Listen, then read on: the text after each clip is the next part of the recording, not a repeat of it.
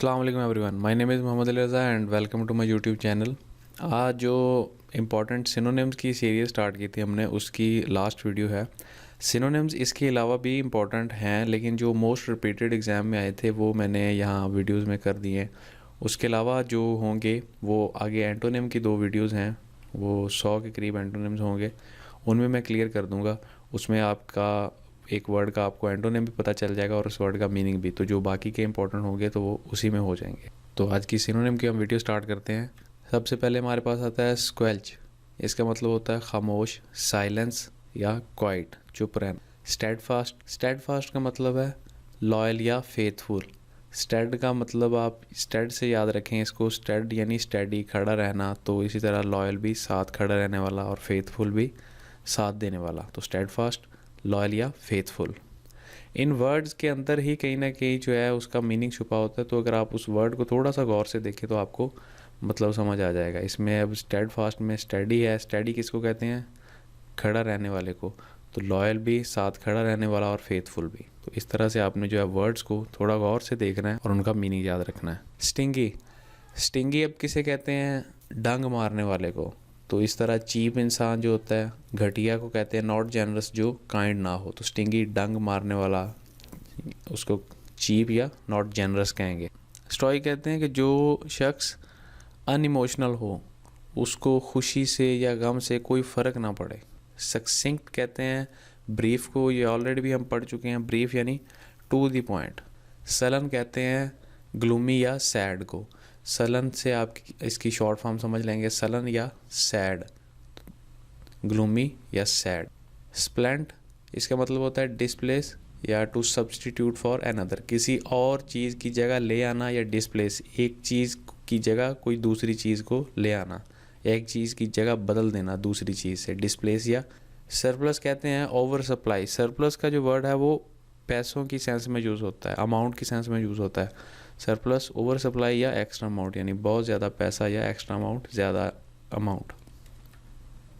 सरफाटाइड आता है हमारे पास एक्सेस या एक्स्ट्रा, यानी कि सरफाटाइड होगा भरपूर या बहुत ज़्यादा। तो ये कोई चीज़ है, यानी किसी जगह पे किसी चीज़ का वॉल्यूम जब बढ़ेगा उसके लिए सरफाटाइड हम यूज़ करेंगे, और जब पैसों के हवाले से बात होगी तो उसके लिए सरप्लस यूज़ होगा।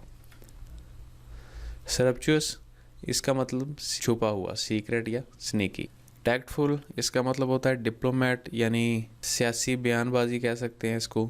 टैक्ट यानी जिस टैक्ट वर्ड से शो हो रहा है कि कोई ऐसा तरीका जिससे किसी सिचुएशन को हैंडल कर लेना। टिनेशियस, टिनेशियस कहते हैं हठ धर्म, वही ज़िद्दी या डिटरमाइन, इस तरह के कोई किसी चीज़ के लिए उसके पीछे लग जाए। तो स्टबन, ज़िद्दी नेगेटिव मायनों में नहीं होगा। डिटरमाइंड का मतलब भी किसी चीज़ का पुख्ता इरादा कर लेना, या स्टबन भी किसी बात के लिए अड़ जाना या उसको पूरा करने की ठान लेना। इसी से आगे टेनेसिटी है, इसका मतलब होगा डिटर्मिनेशन, मुस्तहकम या पक्का इरादा करना। टर्स, टर्स कहते हैं ब्रीफ या शॉर्ट को। टर्स लम्हे के लिए भी यूज़ होता है, छोटा सा या मुख्तसर सा, उसको हम कहेंगे टर्स। थिएट्रिकल, थिएट्रिकल इमोशनल या ड्रामेटिक होगा। परफॉर्मेंस के लिहाज से ये वर्ड यूज़ होता है, तो थिएटर में ड्रामेटिक परफॉर्मेंसेज होती हैं। टिम्ड कहेंगे शाय या बैशफुल को, शर्मीला या जो शर्मा जाए, इसी तरह बैशफुल। ट्रैंकल, ट्रैंकल कहते हैं पीसफुल, काम, पुरसकून, पुरअमन को। ट्रिवियल कहते हैं अनइम्पॉर्टेंट, जो गैर ज़रूरी हो या जो बहुत ज़्यादा अहम ना हो। अंडरमाइन, इसका मतलब है कमज़ोर करना, यानी वीकन। अनस्कर्प्लस, इसका मतलब है डिसऑनेस्ट। अगर स्कर्प्लस हो जाए तो उसका मतलब होगा ऑनेस्ट या ईमानदार। स्कर्प्लस उसका मतलब ये भी होता है कि चीज़ों के बारे में बहुत कंसाइजली या गौर से सोचने वाला, उनकी एक्यूरेसी के बारे में। तो यानी वो भी ऑनेस्ट बनेगा, ईमानदार किसी भी बात के लिए। और अनस्कर्प्लस डिसऑनेस्ट, यानी बेईमान। अनटेनेबल, ये होगा अनडिफाइनेबल या अनडिफेंसिबल। अनडिफाइनेबल या अनडिफेंसिबल दोनों सेंस में यूज़ होगा। किसी चीज़ का अगर आप दिफा ना कर सको, या किसी चीज़ के बारे में आप बयान ना कर पाओ तो वो अनडिफाइनेबल और अनडिफाइनेबल दोनों यूज़ होंगे अनटेनेबल के लिए। यूटोपियन एन आइडियल और परफेक्ट प्लेस, जहाँ पे पॉलिटिकल और रिलीजियस हर किस्म का जो इन्वायरमेंट है वो परफेक्ट हो, किसी किस्म की किसी माशरे में वो ख़राबी ना हो, से यूटोपियन यानी आइडियल प्लेस या परफेक्ट प्लेस कहेंगे। वेनरेटेड, इसका मतलब है आइडियलाइज़ करना किसी को, किसी की तारीफ़ करना या किसी के जैसा बनने की ख्वाहिश रखना, आइडियलाइज़ करना किसी को। विजनेट, विजनेट कहते हैं शॉर्ट राइटिंग या डिस्क्रिप्टिव सा एक नोट जो लिखते हैं हम मुख्तसर सा, तो उसे विजनेट कहेंगे। वर्चुअस, इसका मतलब है मोरल या अपराइट, किसी बात, कोई बात अगर सच्ची हो उसके साथ होना या मोरल होना, इखलाकी होना। विरुलेंट, विरुलेंट कहेंगे एक्सट्रीमली इन्फेक्शियस और पॉइजनस, यानी जो बहुत ज़्यादा इन्फेक्ट करने की सलाहियत रखता हो, या पॉइजनस भी इसी तरह जो बहुत ज़्यादा जहरीला हो, जानलेवा हो। वेन कहते हैं कम करना या सबसाइड, कमी वाक़या करना।